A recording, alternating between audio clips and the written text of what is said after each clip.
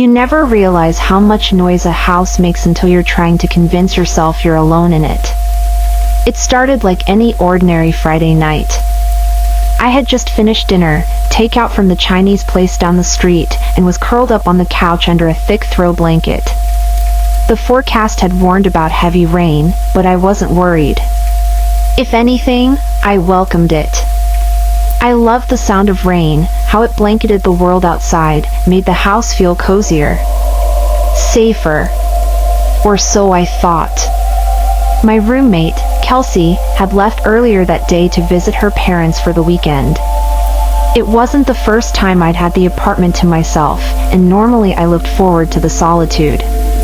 A little wine, a scary movie, maybe a face mask and an early bedtime. But that night, something was off. Subtle, at first.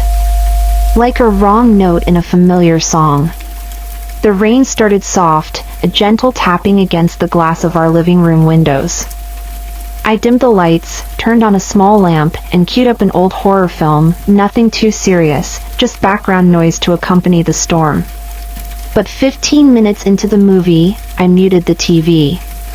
It wasn't the film. It was the silence underneath it. An unnerving stillness that seemed to grow in the gaps between thunderclaps. I sat there, remote in hand, listening. No wind. No distant cars. Just rain. And something else I couldn't quite name. A sensation. Like being watched. Not aggressively, just observed. Studied. I laughed at myself. "You're being dramatic," I said aloud, as if saying it made it true. I got up to check the front door. Locked. The back door? Also locked. Windows closed, curtains drawn. Still, the feeling lingered. That was when I heard it. A knock. Not a banging. Not even a tap. Just a knock. Singular. Measured. It came from the back of the apartment, near the kitchen, where there were no exterior doors. Just a pantry, a utility closet, and the basement hatch that led down to the shared laundry room. I stood there, frozen, trying to rationalize it. Old pipes. The fridge settling. Maybe something fell. I walked toward the sound, barefoot on the hardwood floor, every creak beneath me sounding 10 times louder than usual. I opened the pantry. Nothing. The utility closet. Empty. Then my eyes drifted to the basement door. We rarely used it. It had one of those pull chain lights that took a second to flicker on. I opened the door slowly, half expecting it to be pitch black. But it wasn't. The light was already on. I didn't remember turning it on. I closed the door quickly and locked it. Maybe Kelsey had done laundry before she left and forgot to turn the light off. That was it. Had to be. I tried to distract myself, washed a glass, scrolled through Instagram, even texted Kelsey a quick "hope you made it home safe" message. No reply. 10 minutes later, I went to my room to grab my charger. That's when I noticed something else. A photo was missing. I had a small frame on my nightstand, a picture of my sister and I on the beach from a trip last summer. It was just gone. I checked the floor, the bed, under the nightstand. Nothing.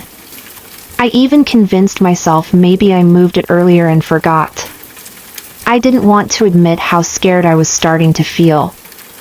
I didn't want to admit that the apartment felt different. Not just empty. Inhabited. By something that didn't want me there. It came again. This time louder. Closer. I was back on the couch, trying to watch TV again, some episode of a crime documentary I'd already seen, when I heard it. Knock. From the living room window. I live on the second floor. There's no balcony. No fire escape. Just a sheer wall. I didn't want to look. But I did. At first, I saw nothing. Just the rain running in rivulets down the glass. But then, a flash of lightning lit up the yard outside.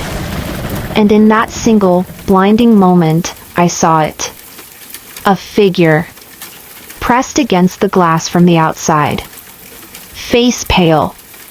Eyes wide. Expressionless. Then the dark returned. When the lightning flashed again, he was gone. I ran to my room and locked the door, grabbing my phone. I didn't call the police. Not yet.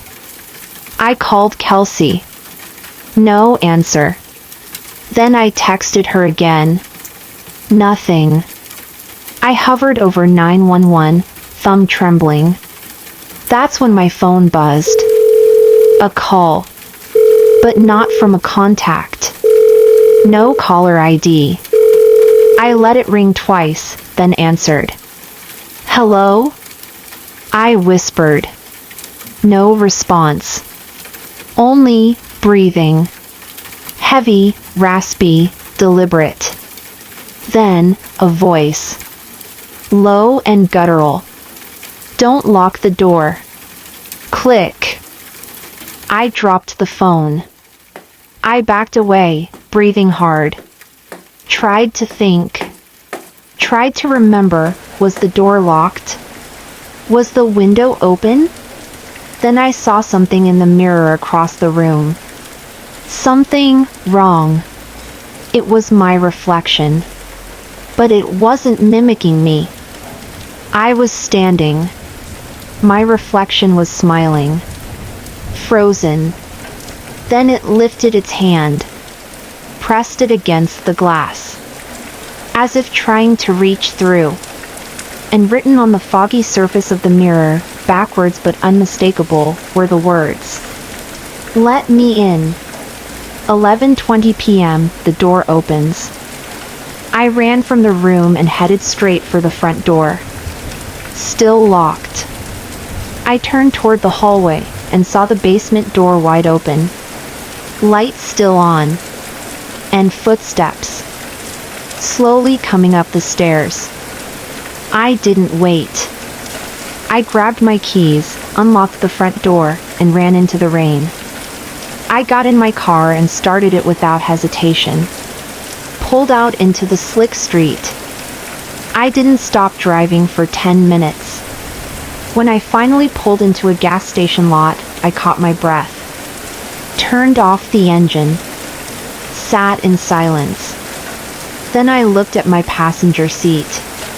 My heart stopped. There, soaking wet and wrapped in the missing photo frame from my bedroom, was a Polaroid. Not one I'd taken. It was a photo of me, sitting on the couch, from earlier that night. Only, the angle was from outside the window. I filed a police report. They searched the apartment. There were no signs of forced entry. The basement light was off when they arrived. They said the call I received couldn't be traced. It never registered on my carrier's logs. As for the Polaroid, they couldn't explain that either. All I know is I've never spent another night alone in that apartment. And I never will. It wasn't the storm that scared me. It wasn't even the knock on the window. It was the moment I realized whoever was watching me wasn't trying to get in. They were already inside.